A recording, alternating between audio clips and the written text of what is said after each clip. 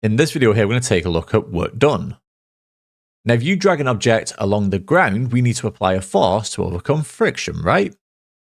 And in order to move the object, you need to do work. So, in general here, work is done on an object when a force is applied to it and there is motion. Now, we can evaluate the work done by a force when its point of application moves along a straight line using the following formula. So work done is equal to the component of force in the direction of motion times by the distance moved in the direction of the force. Now, when the force is measured in newtons and the distance moved is measured in meters, the work done is measured in joules, which we just use J here to represent this unit here, joules. Okay? And we can also calculate the work done against gravity when a particle is moved vertically. So work is done against gravity whenever a particle's vertical height is increased. And this may be because the particle moved vertically or at an angle to the horizontal. And in that case then, work done against gravity is equal to mgh, where m is the mass of the particle, g is the acceleration due to gravity, and h is the vertical distance raised. Now, in terms of an introduction here to work done, we don't need much more than that. It is a very basic concept that we're introducing here. And obviously, we're going to build on this concept in the next couple of videos. Okay, so for this video here then, let's just work through a couple of practice questions here for work done. So let's just make a start here then with question 1. So quite a nice easy question here just to get us started, right? So for question 1 then, all we have here is a box that is pulled 12 meters across a horizontal floor by a horizontal force of magnitude 20 newtons. So all we want to do here then for this question is just find the work done by the force. So let's just quickly draw a diagram here. You don't have to, but you might find it useful. So I've got my horizontal floor here. Clearly that should just be a straight line. We'll just roll with it. I've got my box here. Let's just say something like this. And we also have our horizontal force of magnitude 20 newtons. Okay. That would look, say, something like this, okay? Like so there, okay? So for this problem here, work done then, so work here is equal to the product then of the force, which is 20 newtons in this case, and the distance traveled, in this case, 12, okay? So work here, we can write that as Fs, where F is the force and S is the distance. So in that case here, what do we get? So as we just said, right, we get 20 times by 12.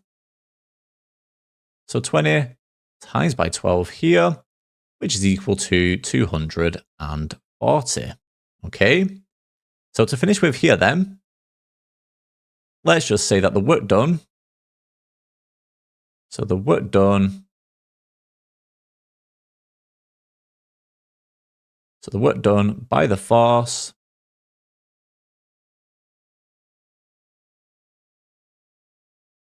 is this number here, right? So it's 240. And of course, don't forget our units here, right? So for work done then, this would be joules. So it's 240 joules here, which we use capital J to represent this unit, right? So 240 joules there. And there we have it. So hopefully, nice and straightforward there. That gives us the solution to question 1. And then finally, to finish with here, let's just have a go now at the very last question, question 2. So what do we have here then for this question? Well, we're told that a box of mass 25 kilograms is raised through a vertical distance of 5 meters. And for this question here then, all we want to do is find the work done against gravity. So let's just make a note here then, that work done against gravity. So work done against gravity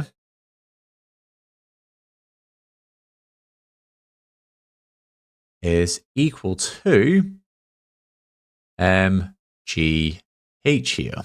Okay, so m is the mass here, which is 25.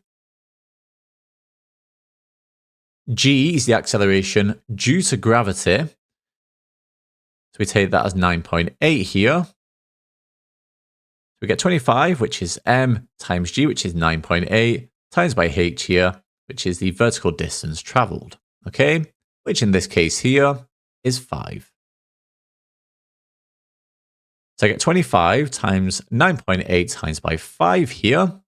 So just put all of this here then into your calculator. And if you do this correctly, what you should find here then is we get 1,225. Okay. So to summarize here then, the work done. So the work done against gravity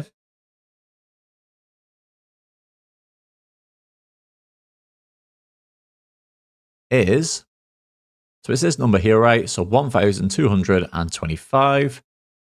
And again, don't forget our units, which again here, same as the previous question, right? Or just the exact same as the previous question, will again be joules. Okay, so 1,225 joules here. And there we have it. So again, hopefully nice and straightforward there.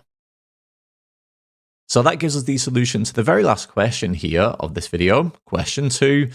And that brings us to the end then of this video here on work done.